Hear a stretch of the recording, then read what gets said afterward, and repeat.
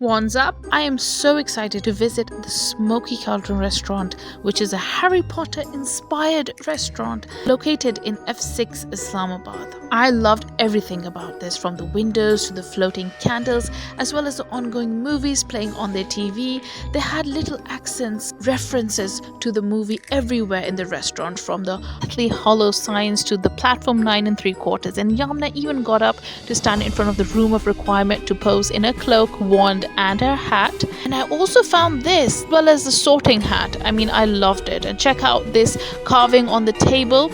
We have the dark art potions and the whole table full of goodies and memorabilia from the movie. I found wands exactly like how they were in the movies, and notes left by the fans, even quotes from the movies. They also had the house badges up, as well as the Ministry of Magic portal. If you want to know what they serve for food, follow for more.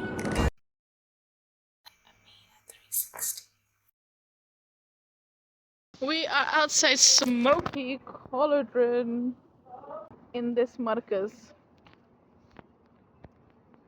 This is the Marcus coming all the way from Islamabad Hills.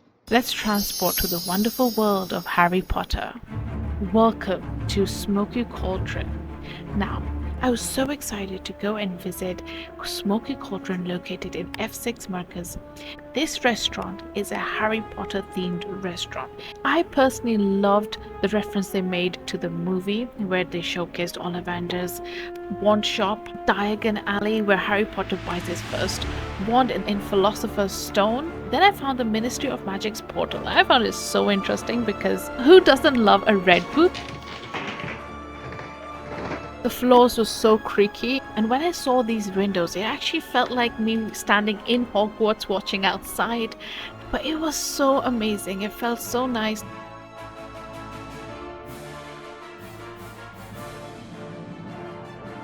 We had the little references to the movie all over the restaurant. We had platform 9 and 3/4 references, the Deathly Hollow reference, as well as the map, as well as, the little tiny bits and pieces here and there, which indicated so many things from the movie.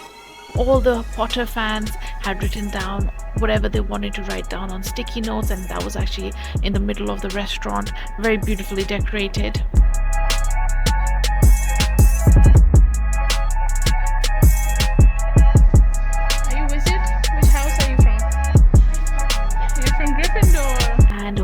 And a hat, and she dressed up as a wizard from the Gryffindor house. That's the house that she loves, and because these days she's reading all these Harry Potter books, she actually could relate to so many things.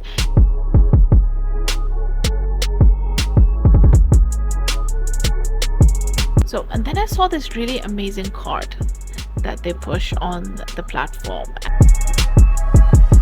and then I found the sorting hat. Can you imagine? I just wish it came to life.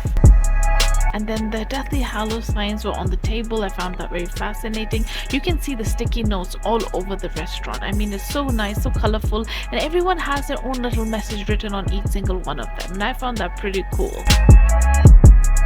And when I saw this display, I saw the wands, I saw the potions, and all these tiny references made to the movie, including the red bus. I saw the floating candles on top of the small lounge area, and the restaurant actually had the movie playing throughout the day. Over here you can read some of the notes left by fans. I found them really interesting. Some of them were extremely funny to read too. I wanted to leave a note as well, but I didn't have one at that moment, so I couldn't. So if you guys visit this restaurant, definitely read the comments. You'll find them really funny, and leave your comment behind.